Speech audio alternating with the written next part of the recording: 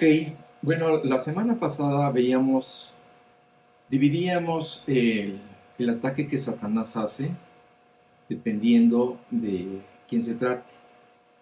Y la Biblia divide en dos grandes rubros a la humanidad. Uno de ellos son los incrédulos y los otros los creyentes. Así de fácil, no hay más.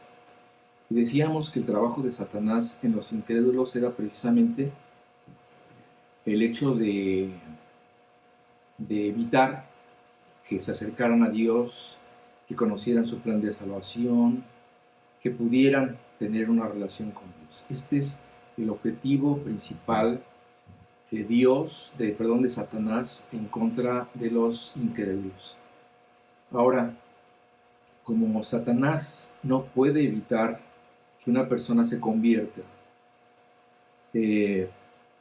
cuando éste se convierte y pasa a ser un creyente, un hijo de Dios, la estrategia de Satanás ya no va a ir dirigida a velarle la verdad ni el conocimiento de Dios, sino que se va a enfocar a entorpecer, a tropezar, a estorbar la vida del creyente. Y esta mañana vamos a ver tres grandes estrategias que Satanás usa para precisamente entorpecer la vida del creyente, que es precisamente la duda, la concupiscencia y el ataque a la mente del creyente. Recordemos que Satanás, como enemigo de Dios, no solamente trata de frustrar sus planes, sino que querrá hacerle daño a sus hijos. Como él no puede hacer otra cosa, tratará de ser un estorbo para los planes de Dios. Bien, entonces la duda. La estrategia de la duda es una de las estrategias favoritas de Satanás. Antes, cuando no conocías a Dios, pues el mismo Satanás, te hacía dudar de la existencia de Dios, pero al no poderlo hacer por más tiempo, y cuando tú te convertiste, cuando ya conociste a Dios, entonces, como les decía, la estrategia de Satanás va a ir dirigida ahora a hacerte dudar constantemente de Dios, de quién es Él, si es verdad que realmente te cuida, si Él te ama, si Él te escucha. Entonces, esta va a ser una de las grandes estrategias de Satanás ahora que ya te perdió, ¿verdad? Hacerte dudar de la existencia de Dios para que vivas completamente en duda, para que no avances, para que no seas un inútil, ¿verdad? Y la Biblia nos narra un pasaje muy ilustrativo precisamente del poder engañoso de Satanás cuando se presentó en forma de serpiente en el huerto del Edén. Satanás trató de atacar a la mujer más inteligente que ha existido en la tierra, Eva. ¿Y cómo lo hizo? Pues tratando de hacerla dudar de Dios y de sus motivos. Y él comenzó haciendo una pregunta muy sutil, ¿verdad? Una pregunta sutil pero contundente. Le dijo, ¿con qué Dios os ha dicho? Vamos a leer esta conversación en el huerto del Edén, que está en Génesis 3, del versículo 1 al 5, y dice así: pero la serpiente, estamos hablando de Satanás, era astuta más que todos los animales del campo que Jehová Dios había hecho, la cual dijo a la mujer, ¿con que Dios os ha dicho, no comáis de todo árbol del huerto? Y la mujer respondió a la serpiente, del fruto de los árboles del huerto podemos comer, pero del fruto del árbol que está en medio del huerto dijo Dios, no comeréis de él, ni le tocaréis para que no muráis.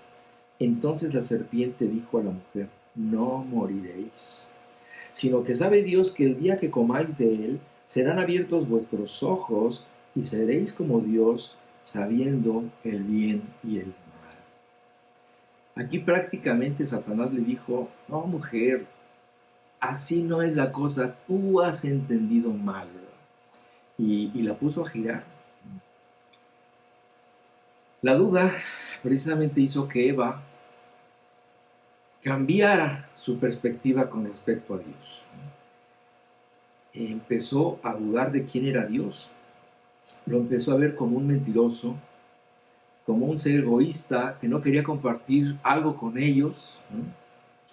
Pero esta falta de confianza hizo precisamente que el concepto perfecto que Eva tenía de Dios se cayera en un segundo. Entonces aquí estamos viendo el efecto inmediato del cuestionamiento de Satanás acerca de las ordenanzas de Dios. Eva empezó a dudar y entonces cambió su concepto de Dios. De la misma forma que se nos puede caer a cualquiera de nosotros si permitimos que Satanás pueda hacernos dudar de Dios por un instante. ¿Qué fue lo que pasó después? Bueno, este fue el principio del desastre, porque la duda de Eva hizo que Adán también dudara de Dios. Y en este estado, pues ya fue fácil dudar de todos los demás, de todo lo demás que Dios había hecho, de sus reglas, de su criterio y de su autoridad. Y entonces, después de haber concebido la duda acerca de quién era y lo que él estaba haciendo, ya vino la desobediencia abierta. ¿Y cómo se manifestó? Comieron del fruto prohibido. Entonces, el daño ya estaba hecho. Dice la Biblia que sus ojos fueron abiertos, ¿verdad? Con todo lo que esto puede implicar. Se dieron cuenta de lo que habían hecho. Todo cambió. Incluso hasta la percepción que existía entre ellos cambió. Lo único que se les ocurrió hacer fue esconderse de Dios, como si esto fuera posible. Pero lo peor de todo es que Adán perdió el reinado que Dios le había dado y Satanás lo reclamó para sí. Y a partir de ese momento se convirtió en el príncipe de este mundo. Esta es una estrategia realmente tremenda. Si Satanás logra que tú dudes del amor de Dios y de su cuidado por ti, habrá ganado la batalla y te costará mucho trabajo reponerte de este golpe. Veamos lo que dice en Romanos 8, del 35 al 39. Fíjate cómo Dios nos dejó estas palabras precisamente para que nosotros nunca dudemos de Él. Dice así: ¿quién nos separará del amor de Cristo? ¿Tribulación o angustia, o persecución o hambre, o desnudez o peligro o espada? Como está escrito, por causa de ti somos muertos todo el tiempo, somos contados como ovejas de matadero. Antes, en todas estas cosas, somos más que vencedores por medio de aquel que nos amó. Por lo cual, dice Pablo, estoy seguro de que ni la muerte, ni la vida, ni ángeles, hablando de ángeles de cualquier tipo, ni principados, ni potestades, ni lo presente, ni lo porvenir, ni lo alto, ni lo profundo, ni ninguna otra cosa creada nos podrá separar del amor de Dios que es en Cristo Jesús, Señor nuestro. Si alguna vez llega a tu mente alguna duda acerca de quién es Dios, de cuáles son sus motivos o de su amor, acuérdate de estas palabras que nos dejó en Romanos 8. Yo sé que aunque a veces las cosas no vayan como tú quisieras que fueran, nunca dudes del amor de Dios. Él tiene todo bajo control y a su tiempo cegaremos si no desmayamos. Bien, La concupiscencia. Bueno, es esta palabrita rara. ¿Qué significa? La concupiscencia se define como todo deseo pecaminoso que existe potencialmente en nuestra antigua naturaleza. Es decir, se refiere a nuestras propias pasiones que combaten en nuestro interior. La concupiscencia puede referirse al ámbito sexual, al material, a la ambición por las riquezas, a la afición por el alcohol y las drogas, a la codicia, a la fama, etc. Sabemos que dentro del campo de las pasiones humanas, la lista puede ser francamente interminable. Ahora bien, a algunos creyentes les encanta echarle siempre la culpa a Satanás de todo lo que les pasa. Eso ya se ha convertido como un pretexto. En realidad, pocos creyentes, muy pocos, han tenido un enfrentamiento directo con algún demonio. En cambio, todo el tiempo han tenido enfrentamientos con su propia concupiscencia. De tal forma que pues a veces es muy fácil a los creyentes usar a Satanás y a sus demonios como un chivo expiatorio, ¿verdad? Con tal de no reconocer que muchas veces uno, y solamente uno, es el culpable de sus caídas. Por darte un ejemplo, pues Satanás nunca tomará tu mano para llevarte una copa de vino a la boca. Esta es una capacidad que Dios le ha restringido a Satanás y a sus demonios. Él no te puede tocar para hacer esto. Esta es una limitación que Dios le ha dado. Como dice en 1 Juan 5:18, dice: sabemos que todo aquel que ha nacido de Dios no practica el pecado, pues aquel que fue engendrado por Dios le guarda, y el maligno no le toca. En muchos sentidos, el maligno no nos puede tocar. Y uno de ellos es que él no puede hacerte físicamente, obligarte a hacer algo. Lo que hará para que tú, siguiendo este ejemplo, lo que tú hará para que tú tomes, para que tú bebas, será decirte pues las mentiras que sabe decir, ¿verdad? Que necesitas olvidar tus penas, o te recordará lo bien que la pasaste la última vez que viviste, o te dirá mil cosas, pero él no te puede tocar. Ahora bien, estoy hablando de pasiones y de gustos personales, las cuales Satanás conoce perfectamente. Por eso los ataques hacia cada uno de los creyentes son personalizados. Por ejemplo, en mi caso, Satanás no me tentará si me pone enfrente un coñac súper bueno y súper caro, ¿verdad? ¿Por qué? Pues porque él sabe que yo no tomo. Él sabe que lo voy a tirar o que lo voy a guardar en la cocina para el próximo pastel que haga Marta. Pero entonces él no me atacará por ese lado. Él conoce mis debilidades y conoce mis fortalezas.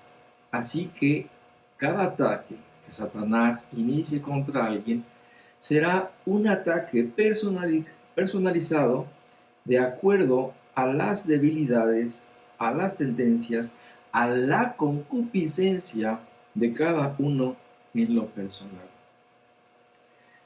Dice Santiago 1, 14 y 15 lo siguiente. Dice: sino que cada uno es tentado cuando de su propia concupiscencia es atraído y seducido. Entonces, la concupiscencia, después que ha concebido, da a luz el pecado, y el pecado, siendo consumado, da a luz la muerte. Es decir, en estos versículos, Santiago nos explica el proceso del pecado. Primeramente, Satanás te presenta la tentación que atrae y seduce a tu concupiscencia. Y fíjate que aquí la palabra seducir en griego se refiere al cebo que se pone en un anzuelo para que el pez pique. Y si tú has tenido la oportunidad de observar a un pescador profesional, te das cuenta que él usa diferentes anzuelos y diferentes cebos según el pez que quiera atrapar. Es decir, Satanás pone la tentación a tu disposición y de esta forma detona lo que ya hay en ti.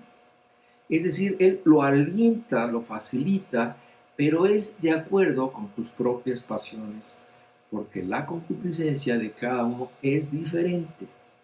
Cada uno es débil en diferentes áreas. Entonces, debemos entender que la tentación en sí misma no es pecado. En un mundo tan explícito como en el que vivimos, pues las tentaciones se encuentran saliendo de tu casa, pero la tentación en sí misma no es un pecado. El pecado es el fruto que viene cuando la tentación no es rechazada, sino es aceptada.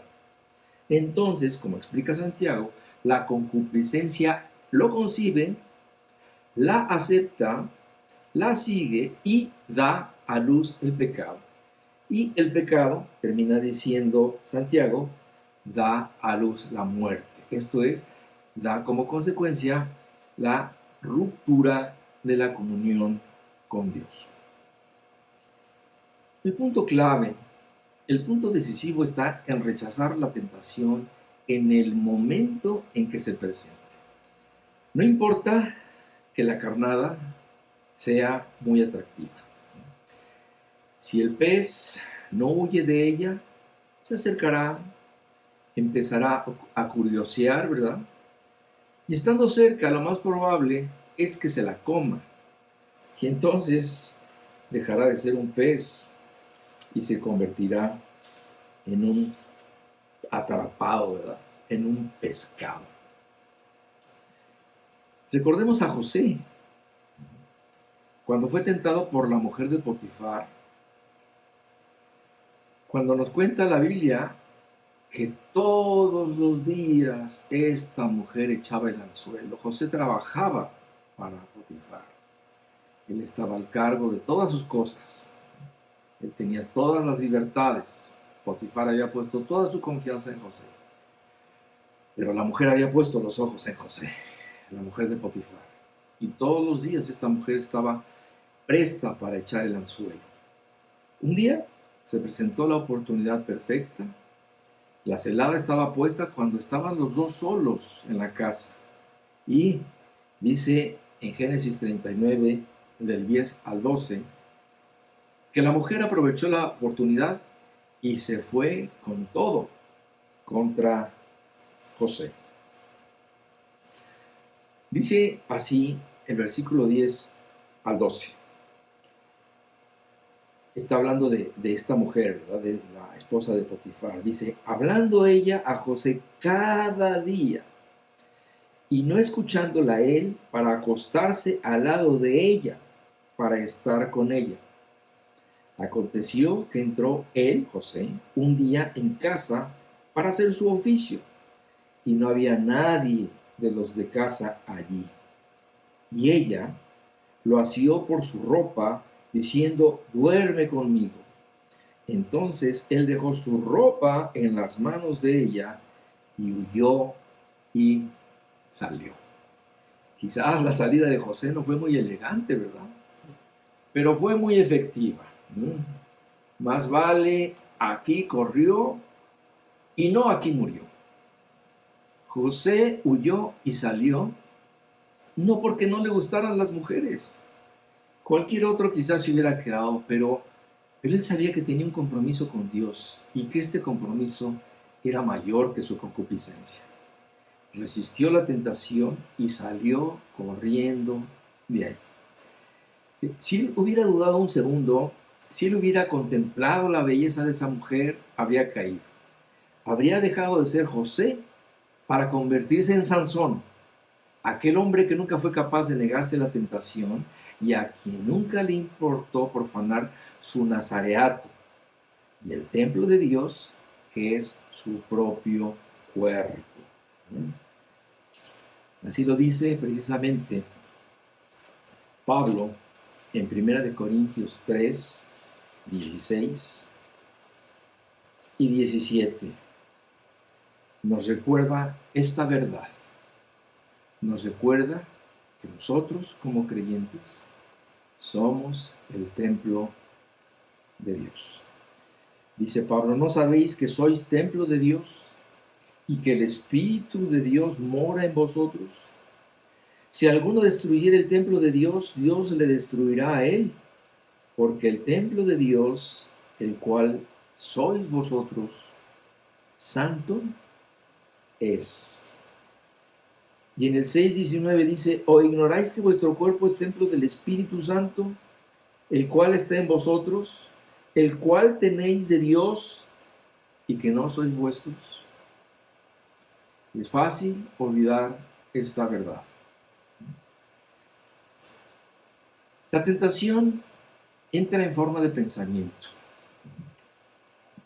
Entra por nuestros sentidos, por la vista, por el tacto, por el olor, etc. Entonces, lo expone ante ti para que tus sentidos reaccionen en automático.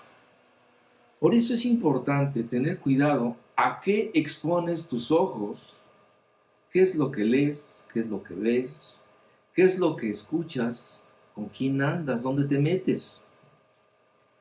Satanás siempre hará que contemples la oferta que él te va a presentar. Él te va a decir, aprovecha la oportunidad. Piensa en el beneficio que tendrás, en el placer que esto te dará, ¿verdad? Y él te presentará siempre este ofrecimiento, haciéndote entender que esto es lo mejor que puedes tener en ese momento. Pero jamás te hablará acerca de las consecuencias, porque a estas, a ti como creyente, te toca analizarlas. Y al analizar las consecuencias, tendrás un argumento más para rechazar en ese momento la tentación. En este sentido, la Biblia alerta a los hombres acerca de la mujer coqueta, ¿verdad? La mujer que se ofrece a todos y se queda con el que no resiste a su oferta. Este tipo de mujeres se la pasan echando anzuelos con la idea de atrapar al más despistado de los peces o al más hambriento. Fíjate cómo dice la Biblia en Proverbios 6, que es un capítulo dedicado especialmente, voy a leer la traducción viviente, la nueva traducción viviente, y dice así: Hijo mío, obedece los mandatos de tu padre y no descuides la instrucción de tu madre. Guarda siempre sus palabras en tu corazón, átalas alrededor de tu cuello. Te protegerán de la mujer inmoral, de la lengua suave de la mujer promiscua. No codicies su belleza, no dejes que sus miradas coquetas te seduzcan. Jóvenes, entiendan que la mujer coqueta o el hombre coqueto no es fiel a nadie. Solo es fiel a sus propios intereses y a sus propios deseos.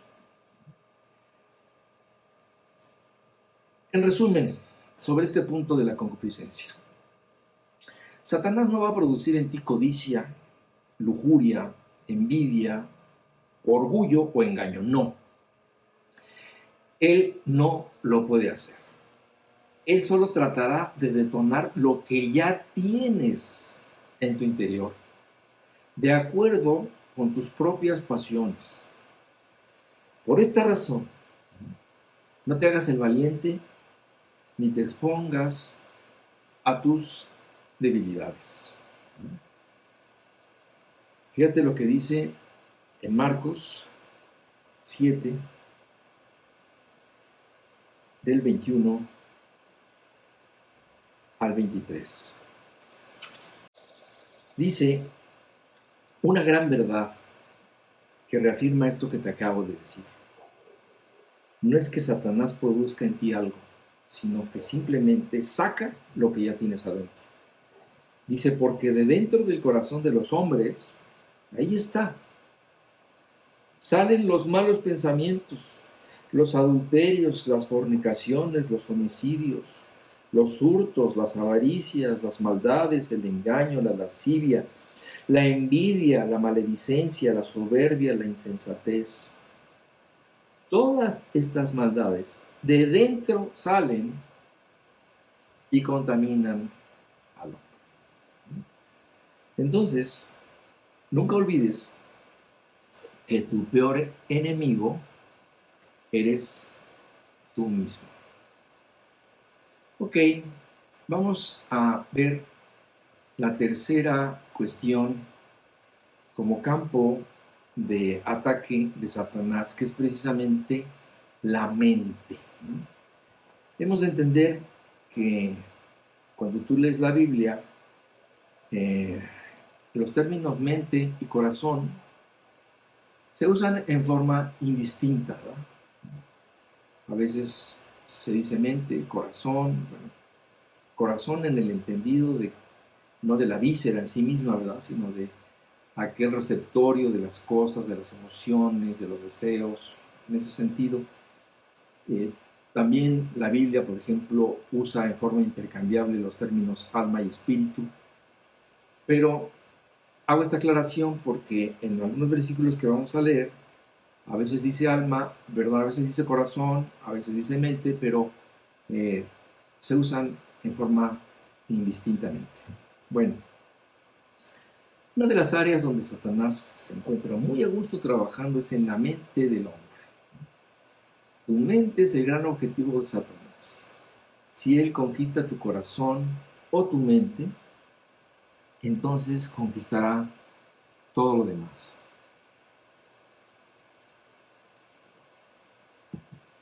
Y fíjate que a veces uno no necesita hacer una cirugía de cerebro, de corazón, para saber lo que hay en el interior de las personas. A veces uno solo debe observar qué es lo que hace, cómo es, cómo actúa, cómo habla. Vamos, hasta cómo viste y ahora, desgraciadamente, hasta qué es lo que se tatúa. ¿Quiénes son sus amigos? ¿Qué léxico usa? En fin, ¿por qué?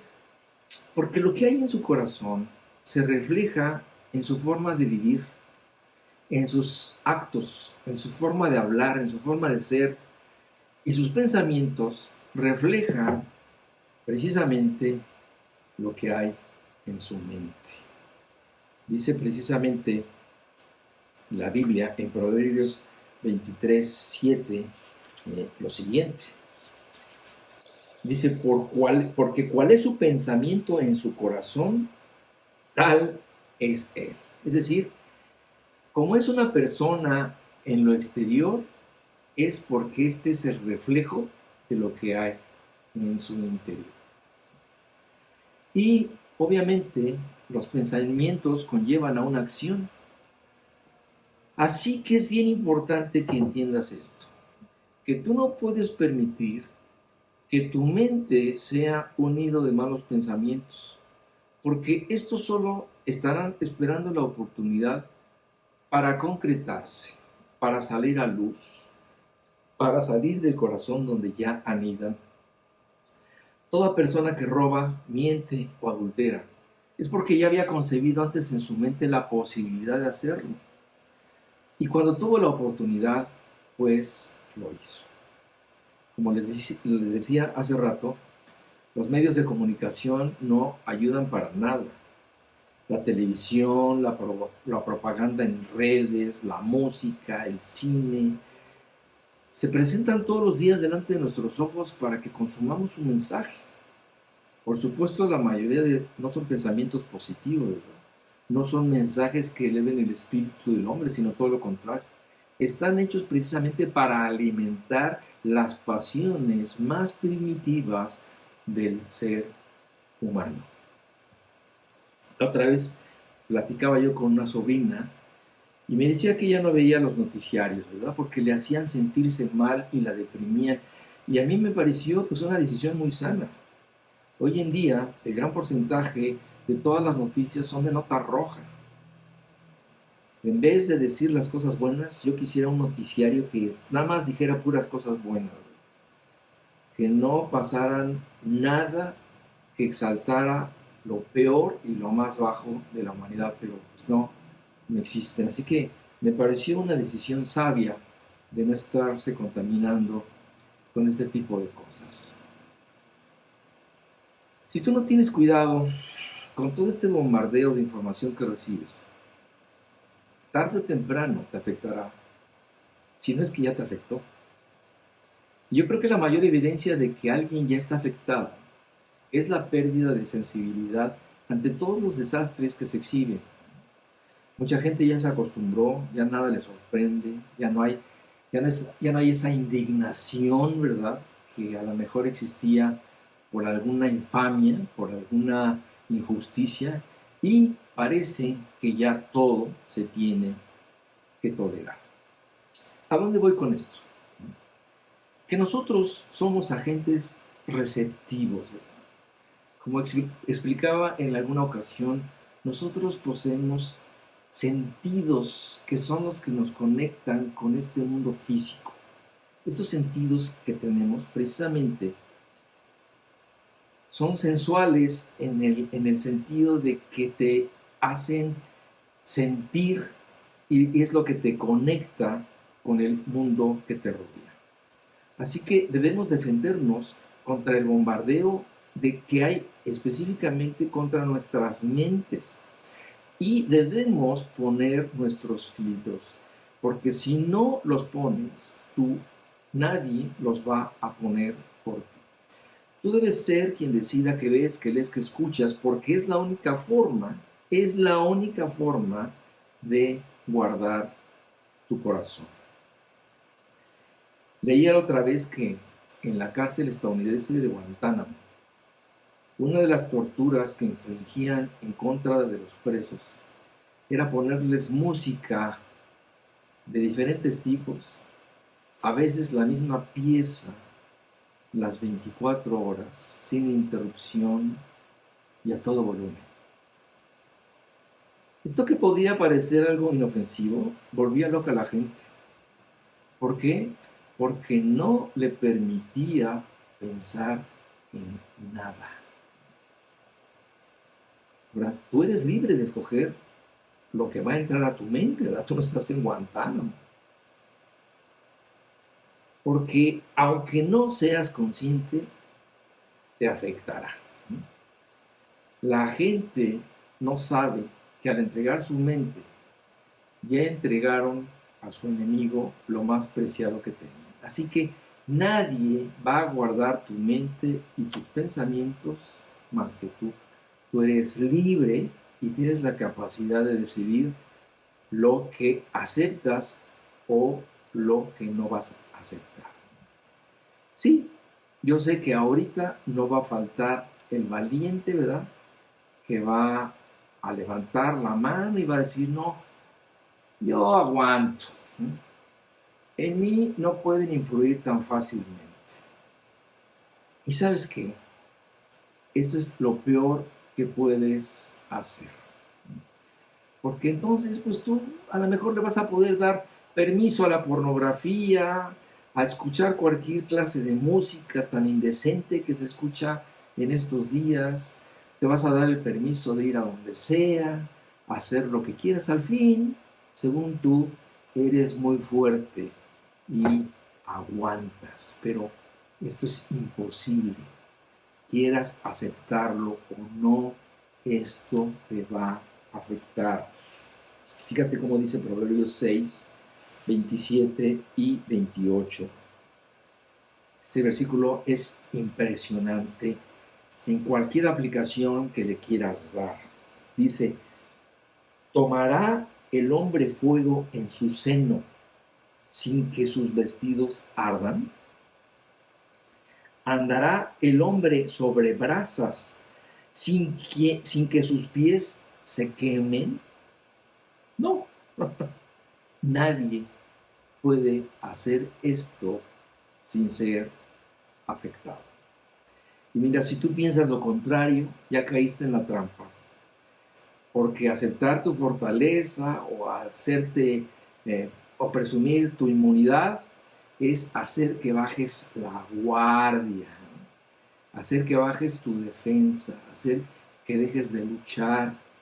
Con esa actitud, yo lo aguanto todo porque tengo un amplio criterio y una mente tan abierta, ¿verdad? Con esa actitud ya le diste permiso a Satanás para venderte cualquier cosa. Entonces, mira, es imposible o muy inocente pensar que esto no te hará daño o que no te marcará. Si tienes una duda acerca de cómo se puede jugar con tu mente, pregúntale a los mercadólogos o a los psicólogos cómo juegan este juego. Fíjate lo que dice Pablo en Filipenses 4:8. Dice lo siguiente: por lo demás, hermanos, todo lo que es verdadero, todo lo honesto, todo lo justo, todo lo puro, todo lo amable, todo lo que es de buen nombre, si hay virtud alguna, si algo digno de alabanza, en esto pensad. Fíjate que es muy importante lo que está diciendo aquí Pablo. Si mis pensamientos no están de acuerdo con las cosas de Dios, estarán puestos en cualquier otra cosa. La mente es experta en divagar y en volar por sí misma, ¿verdad? La mente es como un cometa que debes tener sujeta con una cuerda, porque si no, se puede ir y se irá lejos y cada vez más lejos. Por esta razón, que Dios nos pide que pongamos todo pensamiento en cautiverio a la obediencia a Cristo. Mira cómo también dice Pablo en 2 Corintios 10:5 lo siguiente. Voy a leer la Biblia de las Américas. Dice, destruyendo especulaciones y todo razonamiento altivo que se levante contra el conocimiento de Dios, y poniendo todo pensamiento en cautiverio a la obediencia de Cristo. Tú determinas si tus pensamientos carnales te van a ganar o no. Tú eres el que tienes la obligación de controlarlos y sujetarlos a la obediencia. Entonces, entiende que la batalla se gana o se pierde en la mente. Recuerda que la mente de Eva fue la que Satanás atacó. Y de la misma forma, Satanás sigue trabajando en nosotros. Igual que con ella también, él quiere tropezar nuestra mente a través de sembrar pensamientos oscuros en nosotros. Dice la Biblia que el que pone la mente en las cosas de la carne, pues vivirá y conformará toda su vida alrededor de satisfacer esos deseos. En sentido contrario, si pongo mi mente en las cosas del Espíritu, acondicionaré mi vida para vivir una vida espiritual. Fíjate lo que dice en Romanos 8:5. Dice, porque los que son de la carne pues, piensan en las cosas de la carne, pero los que son del Espíritu, en las cosas del Espíritu. No hay grandes secretos, ¿verdad? La cosa es La cosa es sencilla y clara. Es verdad, esto también debemos tomarlo en cuenta, que nuestros pensamientos, nuestra forma de ser, se ha conformado a través de toda nuestra vida.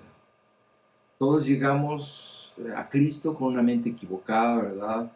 Llegamos con valores torcidos, con mala información, con estructuras equivocadas que se han construido desde nuestra infancia, influidas por lo que viste en casa, por lo que la sociedad te enseñó, por la cultura en la que te desarrollaste, por tus amigos, etc.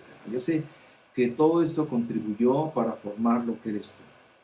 Pero ahora en Cristo, Él te pide que deseches todo lo que no está de acuerdo con su forma de pensar.